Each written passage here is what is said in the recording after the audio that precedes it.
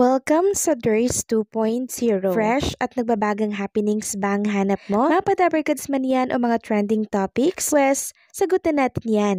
Kaya naman isubscribe nyo na ang ating channel para sa mga nagbabagang balita everyday.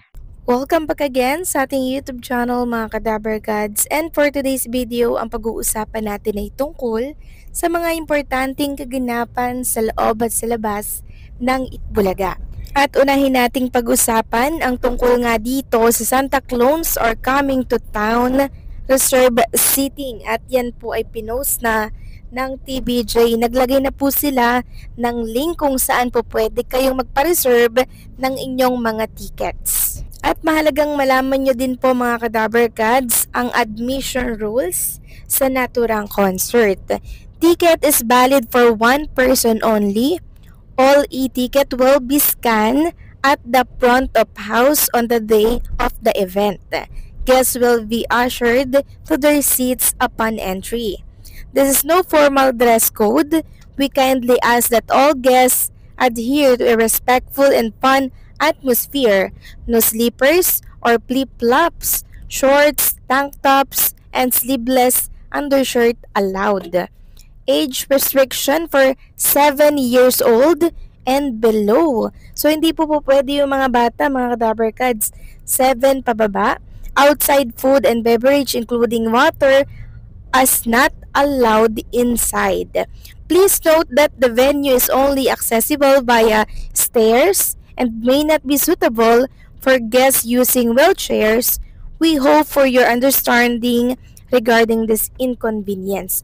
So, yan po yung mga paalala para po sa mag-a-avail ng ticket para yan sa concert ng ating mga clones. At speaking of clones, pag-usapan natin itong kanilang naging kontrata po sa TBJ Production. Sabi nga dito, ang pagpapatuloy ng Itbulaga sa ilalim ng TBJ ay hindi lamang simpleng paglipat ng programa sa bagong network. Ito ay isang culture reset, isang muling pagtatatag, isang pagbalik sa original identity habang tinatanggap ang pagbabago ng panahon. Sa muling pagsilang ng programa, naging malinaw ang layunin ng TBJ. Bumuo ng panibagong roster ng mga artista, performers at hosts na magbibigay ng enerhiya sa bagong henerasyon ng manonood. Habang nananatili ang iconic trio bilang sentro, kailangan nila ng mga bagong mukha. Hindi lamang para sa continuity, kundi para sa longevity at sa paghahanap nila ng mga talento na may authenticity, versatility at kaya makipagsabayan sa live television environment. Tumambad sa kanila ang yaman ng talento ng The Clones. Hindi ito ang unang pagkakataon na gumamit ang ibinang talents galing sa kanilang sariling segment. Ngunit ngayon, ito ang kauna-unahang pagkakataon ng isang buong segment, buong hanay ng performers ay gagawing bahagi ng bagong artist pool ng programa.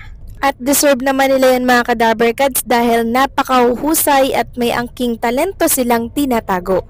Kaya congratulations sa mga clones natin. Samantalang naglabas naman po ng panibagong statement si Tito Sotto. Para naman po ito sa illegal na pagpapalaglag. Sabi nga dito, abortion is illegal, still abusers are resorting to herbal method like serpentina to include bleeding or miscarriage.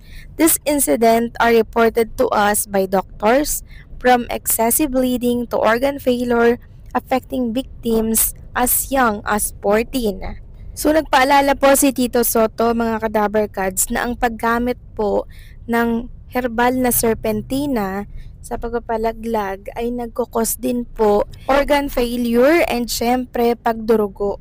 Kaya bawal na bawal po talaga yan mga kadabarkads. Samantalang next topic naman tayo, pag-usapan natin mga kadabarkads, itong action na gagawin po ng management ng Itbulaga. So, sino ba ang gumahawak ng management or ng TBJ Production? Siyempre, ang Media Quest na pag-aari po ni Mr.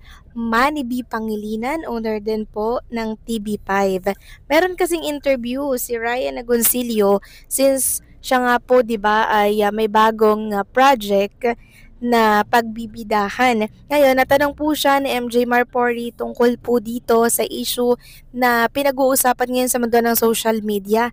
'Di ba yung mga inilalabas po na issue ni Mr. Anjo Iliana. Ngayon, nagbigay po ng konting pahayag si Ryan Agoncillo. Konti lang or maiksi lang po yung kanyang naging pahayag, pero malaman at mabigat mga Kadaver Kads. Sabi nga dito sa isang article na nabasa natin, sa gitna ng paggalat ng mga pahayag ni Anjo, natanong si Ryan Agoncillo tungkol sa sitwasyon. Bahagi siya ng show ng maraming taon at isa sa mga personalidad na kilalang tahimik pagdating sa ganitong kontrobersya. Hindi man mahaba ang tugon ni Ryan, malinaw ang kanyang punto. Aniya, of course, when it comes to Daver Kads, we will remain solid. Idinagdag pa niya na may inaasikaso na ang pamunuan ng programa kaugnay ng usapin. Well, as far as I know, the management is taking the necessary steps. Further than that, I have no more comment. Ang mundo natin ngayon may karampatang aksyon. So, isang patunay na to mga Kadaver Kads na umaaksyon na po ang management ng Itbulaga, ang TBJ Production, ang Media Quest na under po ni Mr. MVP.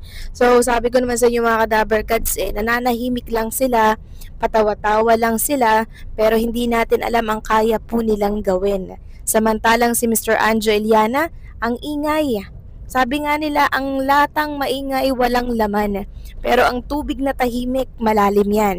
And dapat lang talagang managot si Mr. Anjo Iliana sa kanyang mga paninira dito sa mga Daver Kads natin.